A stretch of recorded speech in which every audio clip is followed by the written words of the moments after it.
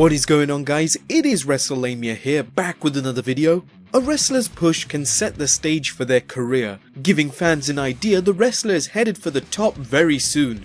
However, as we shall see, big pushes can sometimes backfire, with fans refusing to go along. Here are 10 wrestlers who got instant pushes. Keep in mind, we're not talking about established stars who jump from one promotion to another, such as Hulk Hogan jumping from the AWA to the WWF, but wrestlers who debuted under a new gimmick or were newcomers altogether.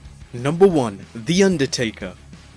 As Mean Mark Callis, Mark Calloway enjoyed a decent push in WCW, but once he debuted in the WWF as The Undertaker, all bets were off. The Undertaker destroyed his opponents at his Survivor Series debut, then proceeded to steamroll over competition, no selling offense, by assorted WWF superstars. In just a year, Taker was WWF champion, and although his reign was brief, he was established as a true main event star, never leaving the top.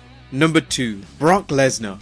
Like The Undertaker, Brock made an explosive debut, destroying opponent after opponent. Brock not only defeated opponents, he knocked them the hell out. His win streak continued through 2002 as he won the King of the Ring, destroyed Hulk Hogan, defeated The Rock at SummerSlam for the WWE Championship, and defeating The Undertaker in a Hell in a Cell match, foreshadowing his eventual snapping of the streak at WrestleMania 30. Number 3. Bill Goldberg. Slow and steady was the pace for Bill Goldberg as WCW built him up slowly, showing him squashing opponent after opponent, typically in short matches. The idea of an undefeated streak added to Goldberg's mystique, so by the time he was wrestling top-level opponents, fans couldn't help but wonder whether Goldberg would prevail. His unparalleled win streak continued, with his WCW World Heavyweight Championship win over Hulk Hogan up until his anticlimactic loss at 1998's Starrcade. Number 4. Roman Reigns. After the dissolution of the Shield in June 2014, Reigns was quickly inserted into world title matches and headlining pay-per-views. WWE threw everything at Reigns, winning the Slammy Award for Superstar of the Year in 2014, and then going on to win the 2015 Royal Rumble over fan favourite Daniel Bryan, which was received by a chorus of boos, and in that same year winning the WWE Championship twice. He has had countless wins over the last year and was inexplicably chosen to be Taker's final opponent at WrestleMania 33. Fans continue to debate why Roman Reigns is constantly pushed by the WWE despite his lack of fanfare. Number 5. Alberto Del Rio. The WWE put Del Rio over by portraying him as someone who could hurt opponents, particularly with his submission hold, the cross armbreaker. Opponent after opponent fell to the armbreaker, including Rey Mysterio, Matt Hardy, Christian, and Daniel Bryan. Wins over The Big Show and a 2011 Royal Rumble victory where Del Rio competed with 39 other superstars showed the WWE had big plans for him. Although he failed to win the World Heavyweight Championship from Edge at WrestleMania 27, he bounced back by winning 2011's Money in the Bank ladder match, cashing the contract in against CM Punk at SummerSlam. Number 6. Kurt Angle. Professional wrestling's first gold medal winner for Olympic wrestling was met with much fanfare, and the WWF made it clear that Angle was someone to watch out for. He enjoyed a short undefeated streak from his 1999 Survivor Series debut until Taz debuted at 2000's Royal Rumble. Angle rebounded, winning the European Championship and Intercontinental Championship. Less than a year after his debut, Angle won the WWF Championship, defeating The Rock at No Mercy. He would hold the belt for several months, including a 6-man Hell in a Cell match at December's Armageddon pay-per-view before losing it to The Rock at No Way Out.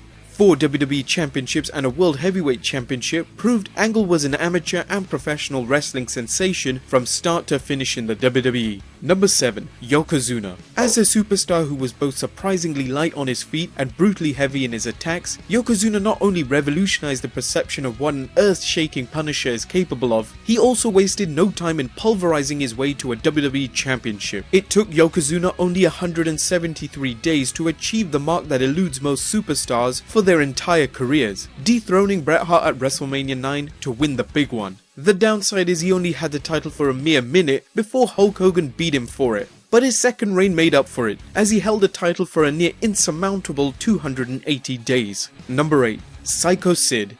Although Sid had an earlier run in the WWF during the early 90s as Sid Justice, it was plagued by injury and largely uneventful until his heel turn after Hulk Hogan eliminated him from 1992's Royal Rumble. Sid returned to the WWF in 1995 as Psycho Sid, a man who lived up to his reputation by punishing opponents with his powerbomb. Sid took Shawn Michaels out with 3 powerbombs, then worked a main event program with WWF champion Diesel. Although Sid suffered a loss to Diesel, he was booked strong and his push as a monster continued, culminating in 2 WWF Championship runs in 1996, including a main event at WrestleMania 13 against The Undertaker.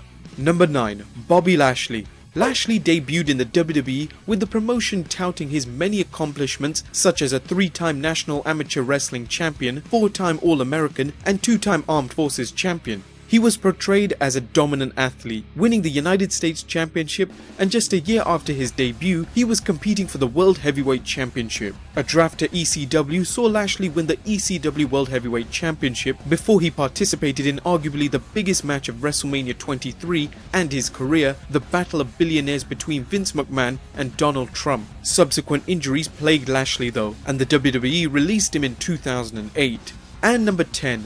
The Giant Paul White.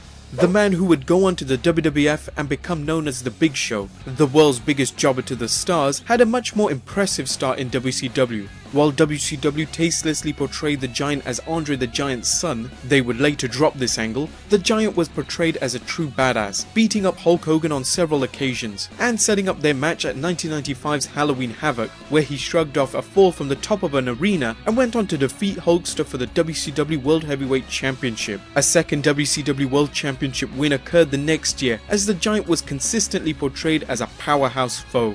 Well guys, there you have it, 10 wrestlers who had instant pushes. Let us know of any that you think should be on this list. Drop a like if you want to, subscribe if you haven't already, and I'll see you next time with some more wrestling content.